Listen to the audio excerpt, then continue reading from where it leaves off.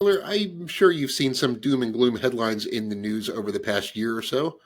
And out of the two of us, let's be honest, I'd consider you more the less of an optimist than I am. We'll put it like that. So most experts, pretty much every Wall Street insider, with the exception of Goldman Sachs, which is still not expecting a recession, but pretty much every Wall Street insider is expecting a recession to hit later this year. So there are some stocks in my portfolio that could get hit if there's a recession. There are some that should do well. So, what are some of the stocks that you are most confident will hold up just fine if a recession does come, even if it's a bad one? Yeah, so I I think what ends up happening, the two businesses, I'll give you two because it's ones in my portfolio that I feel pretty good about in a recession. The first one is waste management. I think it's pretty self-explanatory.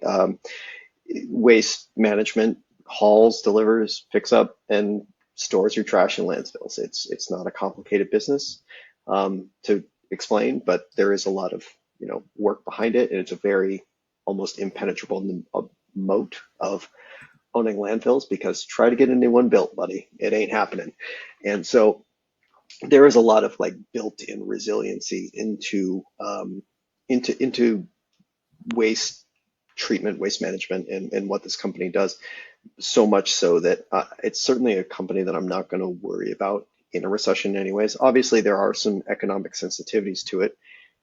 The commercial waste business. So like, that isn't the same as like your residential fees because you probably pay a set fee for your takeaway, or the municipal government that you pay your taxes to pays a set fee for residential. But like things like construction and takeaways from commercial businesses and things like that can be a little bit more economic, is volume weighted. So you're probably going to see a little bit of variability there. We saw it actually in during the depths of the COVID pandemic.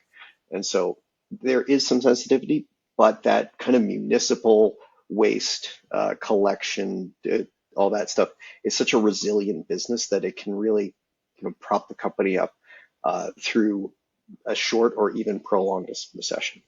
So that's my first one. And then the second one is AO Smith. They are a manufacturer of water heaters. And again, that sounds like it would be a tough one in a recessionary environment, but about 85% of its actual water heater sales in North America is replacements of existing heaters in homes. So you're not normally like waiting a couple weeks to get a bargain on a hot water heater, right? If something breaks, you pretty much replace it immediately. And that sort of resiliency in that part of the business gives me pretty good confidence that throughout recessionary or growth cycles, that this company is going to do relatively well. Yes, there is some ties to construction, and it's been pushing into China and India a lot recently. So, there is some variability, but with that much of its North America business so tied to something that is incredibly consistent, which is replacement of existing, I'm not worried about it over the long term or even in a recessionary environment. Yeah, I like those ideas. I'd say my top two. One is Berkshire Hathaway. I've said before, if I could only own one stock through any type of market environment, that would probably be it. It's, I mean, just if you look at its track record, it's one of the better performers when the market's doing terrible.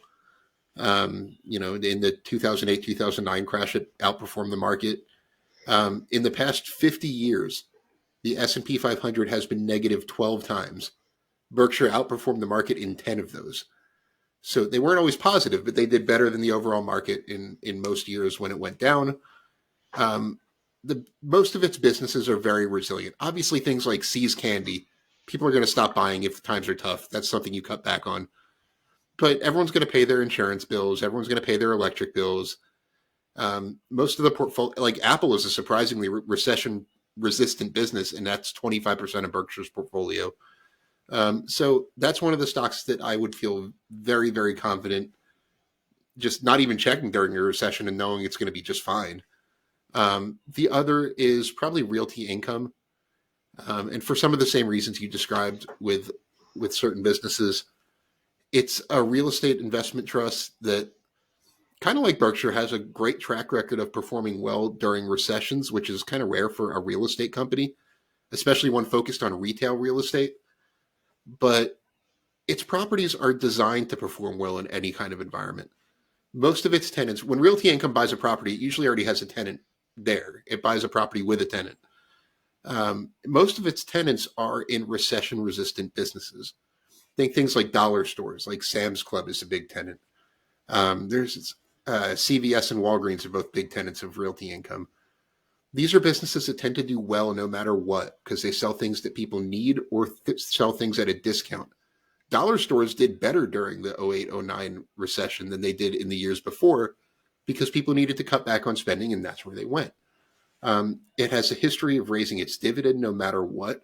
It's raised the payout over 100 times since it went public in 1994 with no dividend cuts whatsoever. And it's one that I feel very confident will be not only continue to grow, but will continue to grow its dividend and create a great income stream for me in 20, 30 years or whenever I need it, regardless of whether a recession hits right now or not. In fact, any weakness during a recession, I would consider a buying opportunity. Once again, thank you so much for joining me. Be sure to click subscribe if you don't subscribe to my channel already. And as always, this video is sponsored by The Motley Fool. Be sure to visit www.fool.com/Frankel to receive the top 10 best stocks to buy now.